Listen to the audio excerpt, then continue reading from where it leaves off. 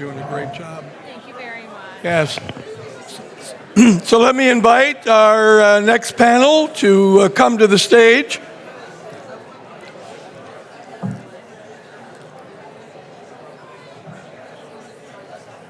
You guys are going to love this, I promise.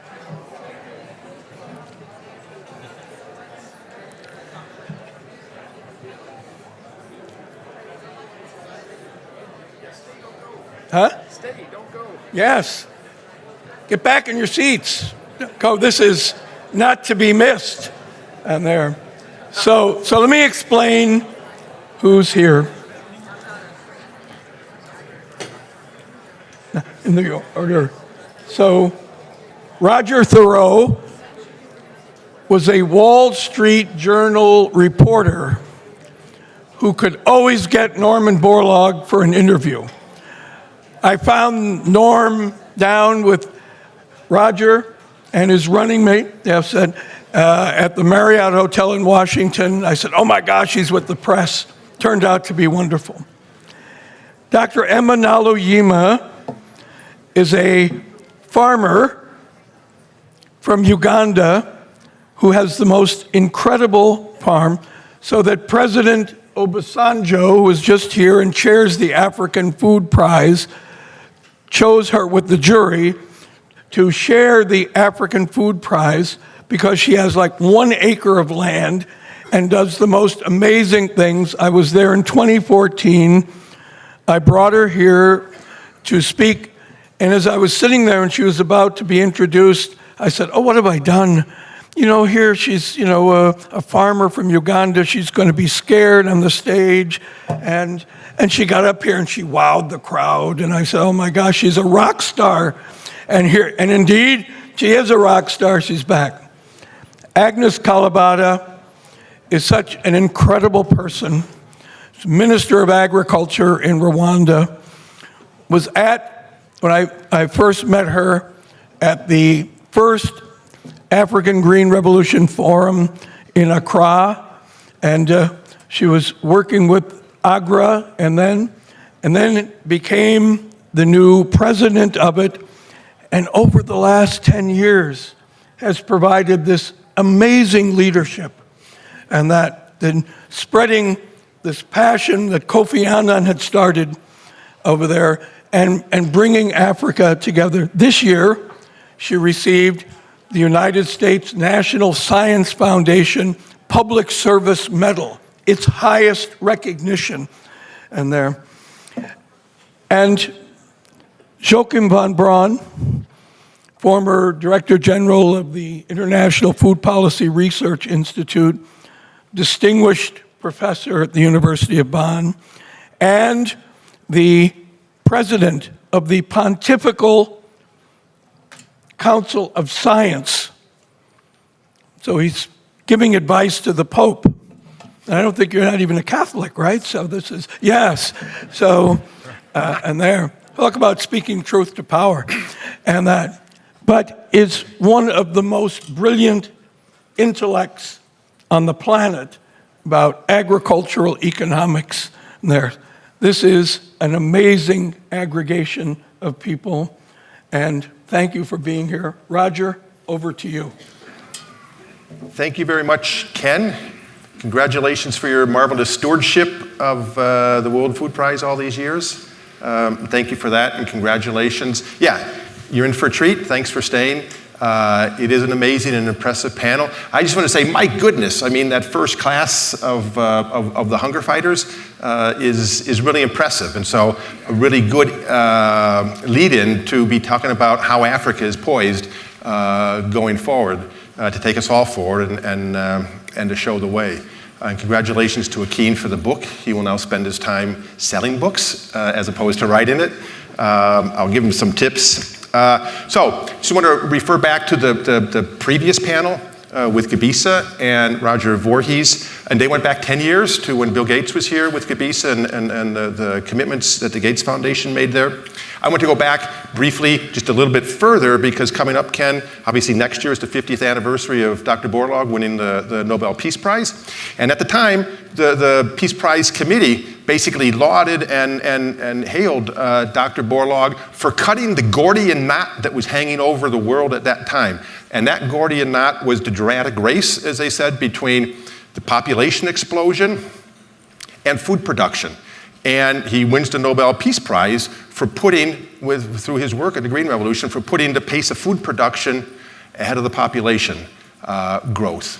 So now we are here 50 years later, and we've got this new Gordian knot that's hanging over us. And here the dramatic race is between how do we nourish the planet going forward with the increasing population, the increasing prosperity of that population, hooray, putting more pressure on the global food chain. So nourishing the planet and then saving the planet at the same time. We've had other panels discuss that from other angles, and now is our chance to basically address it from the point of view of Africa and what's going. And can Africa be in the vanguard and basically show us the way of cutting this new Gordian knot? So we'll start with Agnes as the head of the Alliance for a Green Revolution, and to tell us kind of how poised the Alliance is and Africa's farmers, fishers, ranchers to basically tackle these great challenges facing us. Thank you. Just let me take a moment to recognize Akin and the work he's been doing here, launching the Global Hungers Fighters. And you're one of them. When I first met you, you were fighting hunger out there in Africa. So really good to see that there are people. Sometimes I feel like a lone voice. So it's good to see that there are more people being brought on board. So fast forward now to the work that AGRA is doing. This is a smallholder farmer in Africa that works with AGRA and works with some of the private sector that we work with. This farmer is now producing 5 tons per hectare, which is really huge for a farmer. Remember, a while ago we were talking about less than a ton per hectare. He's able to do that because there are improved seeds out there. He actually has choices of seed. He's able to have choices of soil improvement. He's able to have extensions through what we call VBAs. So we live as AGRA, we live so that farmers like this can actually stop being subsistence, but farm as businesses that actually have markets and can supply those markets. So fast forward, I mean, we've already talked about Norman Borlaug, the expectations. Let me just say that when Kofi Annan spoke about a green revolution in Africa, he used the word uniquely African green revolution. And that time, Mr. Annan was referring to the geographies that we live in, the complexity of those geographies, the complexity of the culture, the complexity of the people and their diets and everything. What he didn't know is that the word uniquely would come in extremely handy today, even more than ever before, because we are dealing with climate change today. So we have to think about how to feed farmers in a very difficult environment. So this has become even more important. Fast forward, I'll just bring out some of these numbers. One of the numbers that I'm most proud of in terms of what the work that AGRA has done is the fact that we have reached nearly 23 million farmers. Is that good? From numbers getting to achieve what we said we would do? Yes, but there are still 230 million farmers that need to be reached that are still hungry. But let me just say also that we've been building capacity. I'm one of those people that we are trained through Rockefeller Foundation. We have been able to build capacities of scientists, 683 scientists. I'm extremely proud of that number. And we've been working with seed businesses in Africa to really create systems that can reach smallholder farmers like the one I just showed you so that they can have and be able to produce more food. So fast forward, one of the major results I wanted to share with you is just how many varieties.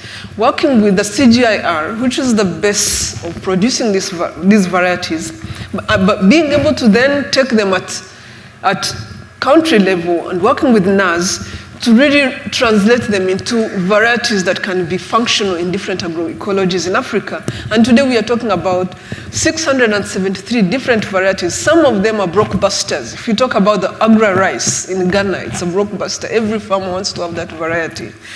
But I put this one here so that you understand that AGRA has actually not been working on just maize. As sometimes people say, we've been working across 18 commodities, and maize is only 26% of what we've been doing. Fast forward, a few years ago, we decided to review our strategy. Reviewing our strategy was based around two things. One, because we believe we have enough technologies right now across the continent to be able to help us drive a green revolution. But we also believe that the challenges and the problems we have are very far from technologies. They are around governance and leadership and how governments function and being able to deliver for smallholder farmers, which is the majority of the farmers we have. The ability of systems to deliver services, whether it is functional seed systems, whether it is functional fertilizer systems, whether it's functional markets, and many others. But also the ability to build partnerships that will allow private sector to thrive and be able to build businesses that they can make money off in Africa and be able to really drive sustainable businesses in the agricultural sector in Africa. So that's what we do now. This is just an example of how we analyze a system and how we find out what is broken. For example, I was not prepared. I didn't even know. Even after having been a minister in Rwanda, I didn't know that early generation seed is a deal breaker in the seed sector. I mean, for you, those of you that are in the seed systems, you would understand what I mean. I didn't know. But neither was I prepared for the total lack of a policy environment, in some cases, especially around control, that from country to country we came around and really need to be fixed before seed systems can work. So we really have now an approach to systems that looks at what is broken, but also looks at how we can build businesses and integrate those businesses at farm level. I will not dwell on this. We've talked about CADAP before. You all know about CADAP. But what is important is that when governments take leadership, when governments invest, you definitely see a motion forward. The agricultural sector responds. Here we have started taking advantage of what the continent has put forward, what we call the Continental Scorecard, and we are working with a few countries, and with those countries, we really want to push forward and ensure that this Continental Scorecard can help us keep track of how we hold each other accountable for the results we want to see in the agricultural sector. So this usually happens through the AGRF. We have a forum on the continent, which most of you have attended. It was last September. But this forum allows us to bring leadership together to talk about the financing we need to see, to talk about the development we want to see, the progress we want to see, the science, but also to provide an opportunity for all of us to share around what we need to be doing differently. We have an alliance of partners. We work now with the people that fund us. We've created a partnership we call PIATA. And this is really to recognize that sometimes Africa's problem is fragmentation of resources, and with our partners, we try to make sure that we are more coordinated around how we engage than fragmented. And you see the partnerships there. But there are also so many other partners that we have through the AGRF. So I recognize that I'm running out of time. I just wanted to give you a highlight of what we are doing, and really our work is based around strengthening the ability of governments to deliver, strengthening the ability of private sector through strengthening systems, and then strengthening partnerships that can deliver at scale. Thank you.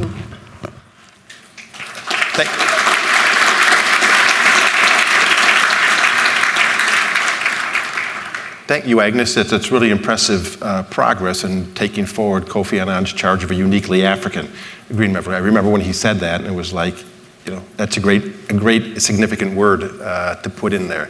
Now, Emma, Dr. Emma, she's also a veterinarian and a mom and a wonderful farmer, getting the most out of her 1 acre. Yes, tell us a little bit about kind of what you're doing on your farm and how you come to win the Africa Food Award. Okay, thank you very much. First of all, I would like to thank Ambassador Queen for bringing me back to this place. In 2014, I think that's 5 years ago, like you said, he phoned me, a smallholder farmer, and I would like to thank AGRA for making sure that smallholder farmers get the seed and get all this information. Now, one challenge, before I tell you about my story, one challenge that is with the smallholder farmer is something to do with information. Farmers out there really want to do something, but their challenge is that they don't even know, they don't have the technical know-how. Or even when they get it, they still don't have, or even when they get the funding, or when they get all systems done, if they don't have the information, the right information on how to do ABCD, they will still fail. Now, I've kind of become successful because I went to school and I've been able to do something very little using science. So how is my farm? So my farm is just 1 acre. And why 1 acre is because when someone leaves school, like the students, when someone leaves school after high school or after university and they work, the next thing they will get, if they get money, the next thing they will do is to buy a piece of land. Now, a piece of land, the smallest piece of land in Uganda where you stand up and say, oh yeah, I have some land, is just 1 acre. At least you've tried, now you're crawling or you're going to stand up. So, so in this 1 acre, I said to myself, what do I do with this 1 acre? So I cut this piece of land into quarters. The first quarter, I have pigs. Those are my cash cow. The second quarter, I have cattle. And the third quarter, I have fish. And the other quarter, that's where we do vegetables and poultry. Now, I use science to do this very simply. I get the pig dung or the dung from the hogs. I play with it using science to produce maggots, the larvae stage of the housefly. And then this larvae stage is what we use to feed the chickens and the fish. So when we do this, we cut our costs by 60% on production. And the good thing about it is that you've cut production, and these animals, the fish and the poultry, are feeding organically. So that's right now, every time we want to use organic. So it's very healthy. And actually the chickens are, when we cut them, they're fatless. And we've been able to produce these chickens, the amount of kilos faster. So in the conventional feeding, we use conventional feeding, a bird will get about 1.5 kilos in 6 weeks to 8 weeks. When we use earthworms and maggots, the birds get the same kilos in just 4 weeks.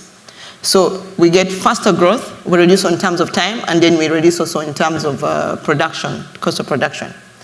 And then I introduce earthworms into the dung. When I introduce the earthworms into the dung, these earthworms, as they are composting the dung, they excrete, and this is the excreta that we use as a pesticide and also a fertilizer. So I still cut down on my costs in terms of production when I'm using crops. And then the dung, the compost is what I use to grow the vegetables and the planting. And then remember, the earthworms were feeding the fish, or the fish was feeding on the earthworms. So the water that comes from the fish irrigates the vegetables.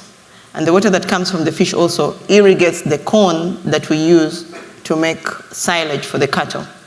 So it's an integrated farm. One thing feeds into the other.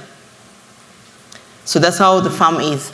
And then we've been able, because using science, we've been able to be sustainable, we've been able to be profitable, and we've been able to train other people as well. Yeah, that's amazing work. So your 1 acre, thank you.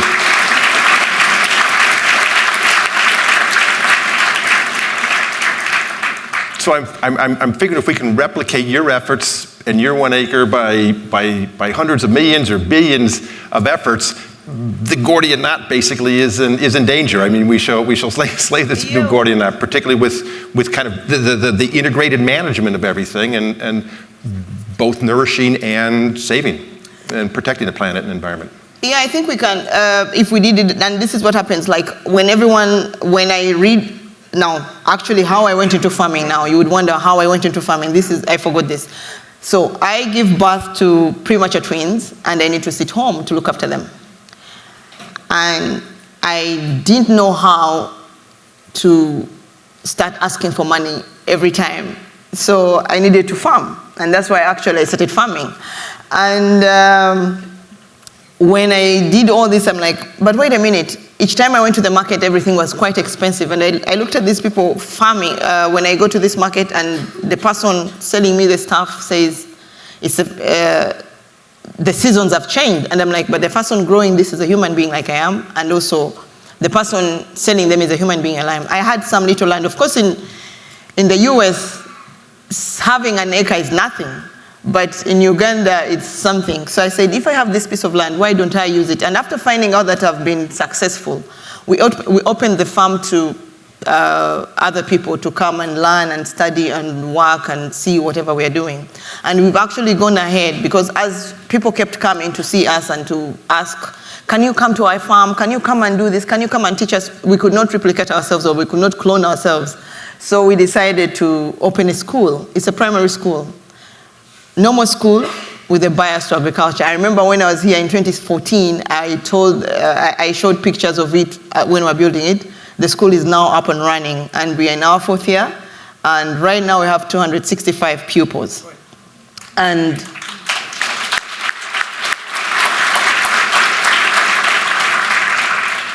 what we do here is, children or everyone thinks. Even here in the US, I'm very sure many people think they don't know where food comes from, and we need to teach the children that food comes from the garden, and they need to know how to grow it. So that is one of the reasons why actually we put this school. We're like, okay, fine. If we can't clone ourselves, and we can't keep running to people's homes and farms. If we make this school, and then the children of farmers they come and study in our school. And then, now we teach the 3 things we think every African should learn: value of money, a culture of saving, and time management. And we do this with farming, because farming is the greatest timekeeper. Take, for example, if a cow went on heat this morning, and a vet didn't come to inseminate it this morning, you're going to lose production for 21 days. So we train these children to keep time. And then we train them that there's value for whatever they're growing or they're keeping. And then later, when it grows, we sell them. The pupils sell the food the produce to either the school or to the community or to their parents. And the money goes to their accounts. So in a nutshell, they're learning how to grow food, they're learning how to live, to eat it well, and to understand food, basically. And at the end of the day, they're saving. So I've been looking for examples to kind of illustrate going forward for my next book. I think I'll just make it on you, right? So the next time I'm in Uganda, I'll come by and observe all of what's going. Joachim, you've been on the front lines of this and a stalwart hunger fighter for many years, and in Africa so often. What is your kind of view of where Africa is poised now, and what it needs to do to show the way forward? Well, Chair, it occurs to me that I have some insider knowledge about these 2 great ladies, which I probably shouldn't share, but I do it anyway. I happen to be on the board of AGRA, Agnes's organization, and let me tell you, this is a fabulous organization which moves smallholder farming forward in Africa, and thanks to a committed team led by Agnes. AGRA is an African-based and increasingly African-owned organization which drives the Green Revolution. I also happen to have insider knowledge about Emma, because I happen to sit on the selection committee for the Africa Food Prize. And Emma, I can tell you, we were all fully behind you and felt this is a marvelous choice, but there was competition, and that's good news. There's good news that there are up-and-coming African leaders, and I address myself to the youth quarter over there on the right. You only need to go once to the so-called Next Einstein Forum in Africa, 1,000 young scientists in the room, and you understand, and many of them are not just interested in physics, chemistry, math, and so on, they're interested in agriculture. And then you understand that the green revolution in Africa will be driven by brain power, not by muscle power with the hoe in the field. By brain power it will be driven. And that is what the generation of yours, Emma, will succeed in. However, we have this survey of 10,000 young people in rural Africa done by cell phones, asking the question, where will you live in in 5 years from now? And only 7% of them said, in this village. About 40% said in the local town or in the big town. And 50% said it depends. We need to focus on the it depends group, because they also know what it depends on. Access to communication, getting mechanization and not working the field with old-fashioned tools, getting into the value chains, they have ideas. So we need to make sure that these dreams can come true, that the it depends youth under 25 years of age from these 10,000 who were sort of representative sample don't pack and move, but have a future, a good future. They don't want to move if they have an alternative. We have, over the last couple of years in a group which I'm co-chairing, a group of 12 Africans and 4 Europeans called the Malabo Montpellier panel, produced 4 reports, one on irrigation, one on mechanization, one on digitization, and one on nutrition. And we have taken the following approach. We have looked not theoretically, but practically, which African countries are ahead, which 10 or 12 countries are ahead in these fields. And we always have found countries which are ahead, which have done things right and well and have shown the way. So the message from these reports is Africa can learn from itself, not just from the textbooks and not only from China and India or Europe, from itself, because people have made the change already. What we have also found in recent research, and let me be professorial for a moment, if I wasn't already, we need this big investment in infrastructure alongside the Green Revolution technologies. In the last 18 years, we have seen how Africa has light up. I'm talking about night light satellite monitoring at pixel level.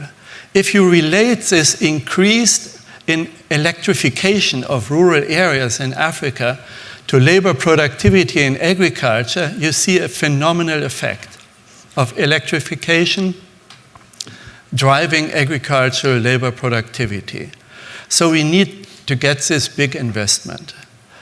Let me close by talking about money. The G7 nations, the US, the Europeans, Japan, Canada, have 4.5 years ago made a commitment to get 500 million people out of hunger. That was their declaration. The heads of state have signed up to that. That number is haunting them now. Have they put up the money? Yeah, sort of, but not really. The G7 spent about 7 billion in aid for African food and agriculture per annum.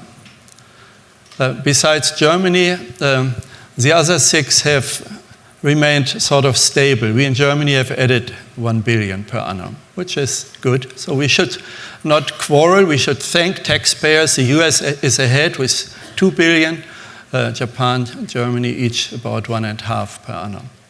Private sector, 3.5 billion a year in food and agriculture investment. This is good, but not good enough. Without a much bigger public and private investment, we will not achieve the goals. Thank you.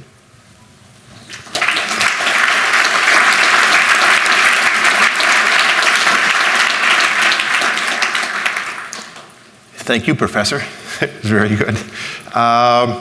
So, wanted to get back that it depends category is really fascinating, and that's kind of where the balance hangs. So, Emma, in your school, with those 200 plus students that you have, do you think they will be committed to remain on the farm or in the rural communities, or are you sensing what are their ambitions? Most of them are actually committed, and this is the amazing bit is this. Some of them, let me give you a story of about when the school began. So the school began 2 weeks into the school. This 9-year-old goes to his father and tells the father, you see they stay in the city kind of, and then they ask the father, what are we doing here? And the father is like, what do you mean? The boy asked, the 9-year-old asked the father, when are you getting another piece of land? This is too small for us, because they stay in a 50 by 100 feet home. This is too small for us. I need to do something. So this child overturned everything, got broken wheelbarrows, tires of cars, old tires, and is doing something within the compound as he's waiting for his father to go and look for a bigger piece of land so that they can actually grow stuff. And another one told the father that, you look at your plantation, this plantation is not right. And the father says, no, this is good. And the son is like, no, this is not how we do it at school. You better come to school and then I teach you how. So these kids, and the parents come back and tell us these stories. It's quite amazing. And then they tell the parents what to do, and the parents have heeded to that. So the beauty about it is that the children teach their parents, and then they also teach the community, because as the neighbors see, they're like, what are you doing? So-and-so, I'll give an example maybe. Let me use my daughter's name. Victoria told me to do this. So if Victoria told him, and then the students or the community members who can't afford to come to our school still learn, because they will learn from the other neighbors. So, and then the pupils themselves really love to farm. There's another parent actually who said, you know what, before my child came to your school, it was a tug of war to ask her even to cut the greens, the vegetables. But now she's the first one to get a basket, and she goes, they have a small garden. She gets a basket and then she plants something. And then this other 9-year-old again in grade 4 went and asked the mother, I need a piece of land here. Can you take off your lawn and I grow? And the mother's like, no, but I have my flowers. And she said, no, I want to grow my vegetables, because the kind of homework we give them is we give them seedlings or seeds to go and do something at their home. And this is what the mother says. She no longer goes to the market or to buy grocery, because she's picking whatever the greens and the vegetables from the little garden the son asked her to make. Yeah, so these examples, whether they can see that and as you as a role model in what you're teaching in the school, as opposed to kind of seeing the really desperate lives of so many of their parents and the smallholder farmers and struggling through the hunger season. It's like, yeah, why would they want to stay at home? So I think, or continue that, or remain on the farm, go off and do something else with perhaps grander ambitions or opportunities. So that vision of a success of a future or perspective that you can stay on the farm and have this kind of exciting life is great. So Agnes, kind of at AGRA, what efforts are there, or how key going forward is the youth of Africa? We know, and the Chicago Council did a report on this a couple of years ago, on just this kind of bubble and swelling ranks of youth that are unemployed in Africa. How significant would be rural employment and them shifting from it depends to people that are saying, yes, no, I'm going to be staying here?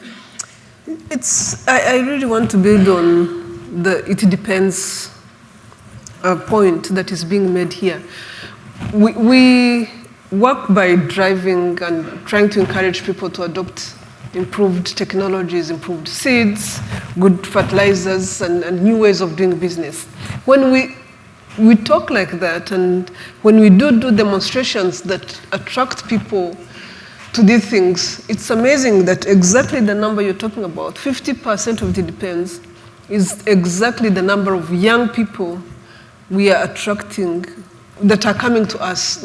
When you look at the 7 million people that we are working with through the businesses we work with, actually 50% are young people between 18 and 35. Now, initially I said, but everybody's saying farmers are old. Farmers are supposed to be old. Then I was telling my team that, no, you know what? Maybe they look old. They are not old. Then I came to another point. I said, no, it's possible that they are actually attracted to us because we are talking about technologies. And for me, that point was strengthened by the fact that actually we attracted fewer women, and it worried me. 33%, only 33% of the people we attract are women. Yet in a country like Rwanda where we work, I know that over 50% of the farmers are women. So for me, it was a technology thing. Who is attracted to technologies and why, and what are the implications for that? But to take it a notch even higher, recently at the AGRA, we released a report on private sector and the role of SMEs in the agricultural sector. And the report actually states that there's a hidden middle of SMEs out there that is handling 80% of the food that is being produced in Africa. Only 20% is being consumed at home. 80% is actually being traded. And this is happening through young people that have created all sorts of businesses in the African landscape. And that's why we called it a hidden middle. We actually need to start focusing on how do we make these businesses work for young people so that the value that is coming out of smallholder farmers and feeding 64% of which is feeding rural markets, urban markets on the continent, can actually be part of employing youth, because we know that for every 10 youth that are graduating, only 3 are getting jobs. So we have an opportunity through use of technologies to attract youth to agriculture, because if you have a tractor, if you have a mobile something that is monitoring your farm, if you have something, if you are increasing yield, young people are going to be attracted. But also, if you have anything that will allow them to make money, they are attracted. You see this in Rwanda, where you see young people carrying threshers on the back of the motorcycle to go and thresh for farmers. So a farmer doesn't have to go around. You just have to have a mobile number where you call and someone will come and thresh your maize. So there are opportunities that are being created, and I really believe that the it depends question gives us an opportunity to start thinking about the type of agriculture sector we can structure to ensure that we are creating jobs for young people.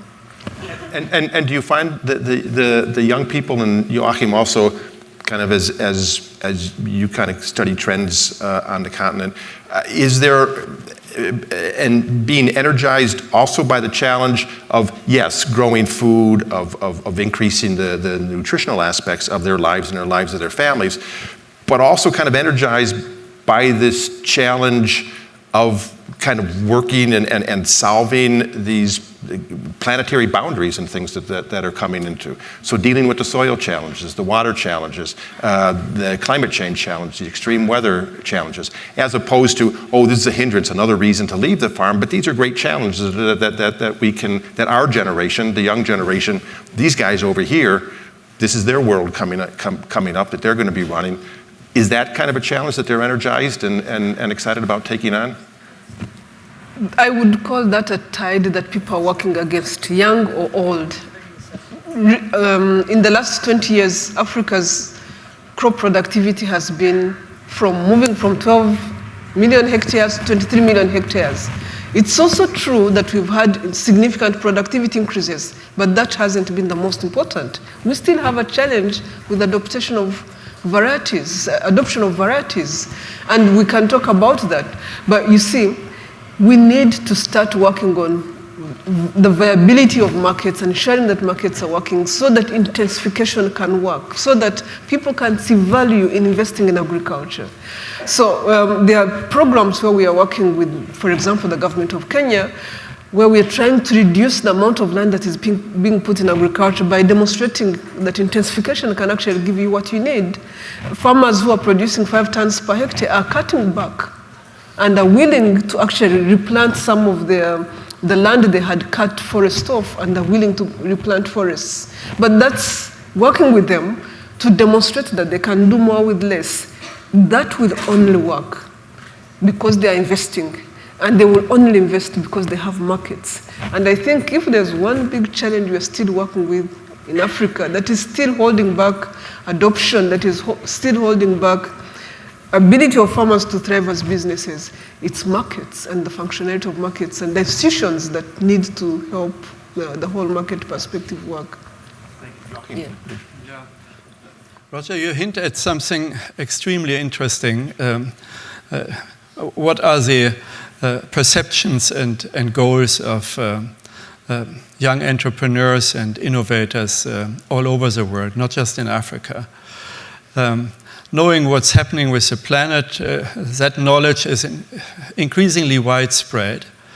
And that leads to reframe how we design economies, headed towards a more circular economy, a more bio-based economy, a bioeconomy, in which agriculture, forestry, land use, and bio-based innovations are core elements, and that's attractive to young people. It's interesting to note that in the last 6 years, more than 40 countries have written themselves bioeconomy strategies. The US just last week had a bioeconomy summit in the White House context, rewriting its bioeconomy strategy. But it's not only rich countries, Asian, East Asian countries, Latin American countries, and nowadays East African countries are writing themselves new strategies to come to a sustainable, more circular economy, which will be attractive for a lot of innovative jobs in agriculture and the food system related jobs are core elements of this. So I'm arguing we need to reframe the food and agriculture story in a broader bioeconomy context. And this whole thing, however, will only work out if there is education, vocational training for the rural youth, and not just primary education and university. We need that vocational education and training in order to bring the applied actors into the game.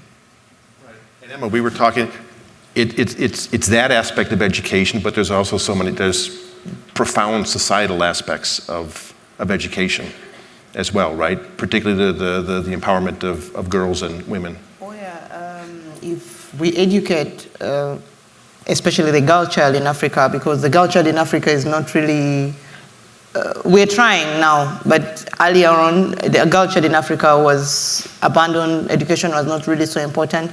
So if African leaders or everyone in Africa try to educate the girl child, then this girl child is actually going to do better in this way. She's going to be able to look after herself, to look after the children, and then she's actually empowered. She's also going to be able to make money and try to make sure that her family feeds well. She does everything very well, and then in the process, she's actually going to be more empowered, and then it serves on the violence, like home violence, and actually I just like domestic abuse. I just like this year's theme, peace through agriculture. Many times, either when it comes to stealing or robbery, many times we were born. You know, when God was creating humans, He gave us all these opportunities. We are equal. We just need to be exposed and maybe educated, like I've said. But no single person was born with a bad habit. It's because they're not exposed, or take, for example, someone who is going to steal something, or someone who's going to rob, is going to rob you of something because they think you have more. So I just want to pick something more from you so that I can have. So if we can empower people, we can empower them through, like what Professor said, through vocational training, primary education and everything. We are going to be better people. And especially the girl child, she's going to be a better person. And then she won't be really vulnerable in any way because she can fight for herself. And in the process, she's going to feed the whole world because she's a mother. She's going to make sure that the children feed very well. So we're going to curb malnutrition, everything, all the challenges of problems, especially the malnutritional problems, will be cut down if this girl child is trained. Yeah, I mean, that's a really good point. The peace through agriculture, I think most of the thinking was, international peace, national stabilities, food security, but it's also peace in the communities, peace in the households. That's also an important aspect of this. We're down to the final 3 or 4 minutes. Just wanted to ask Agnes and then the others maybe to react to this, that AGRA has become really the go-to African institution for governments in Africa and actually governments around the world. How important is that, or kind of the role of governments and the African governments? And we've had a couple of leaders here this afternoon.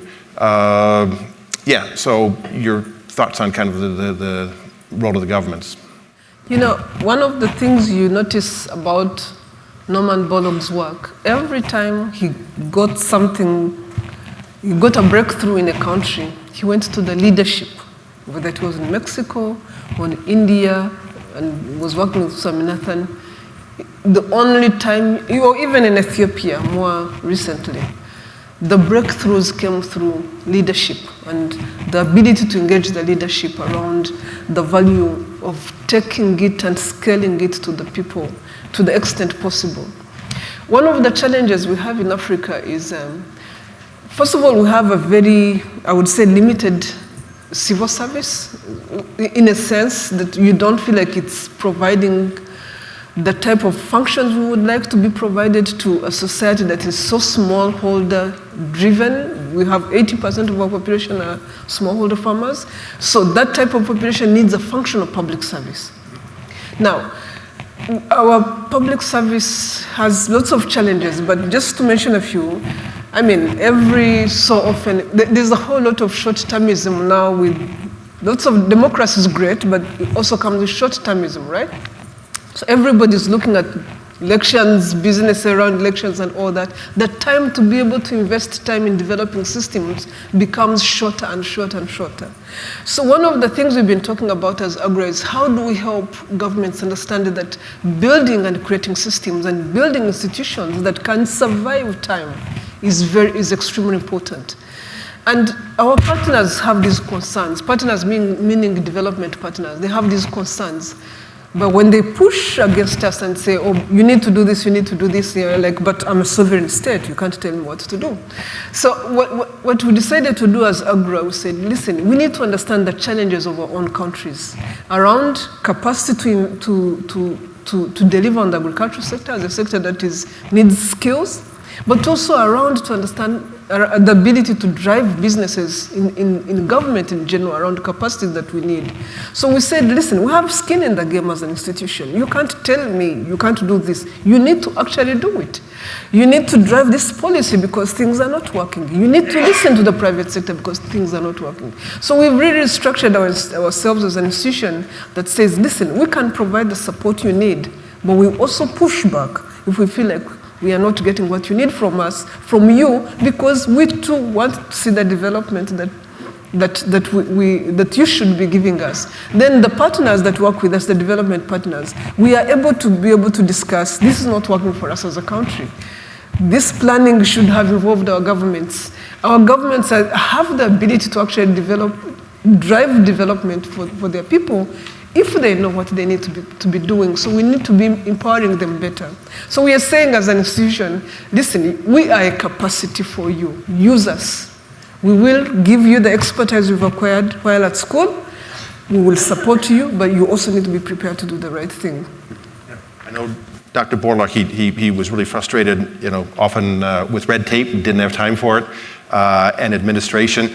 And he would always say, yeah, the important thing in every country where he's going into, and you're absolutely right, who's the one who can get things done in the government, or in the instance you guys in Africa these days. And so that's kind of a vital role also that you're playing.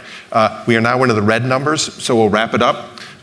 If it's okay with Agnes and Joachim, I was going to leave the final word for Emma, that if you're... Just say one sentence. Governments can invest. That's not the essential part. Governments can screw up or can do good rules of the game. And AGRA is there to help them not to screw up, but make good rules of the game. Don't screw up or get out of the way, right? Let you guys go.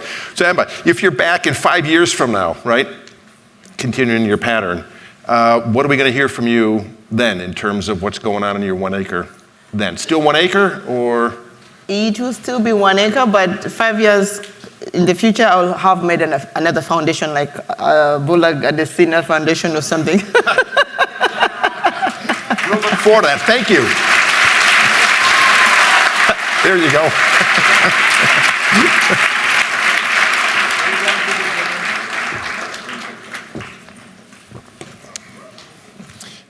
Am I left to close this, or I think we're going? Right, that's fine.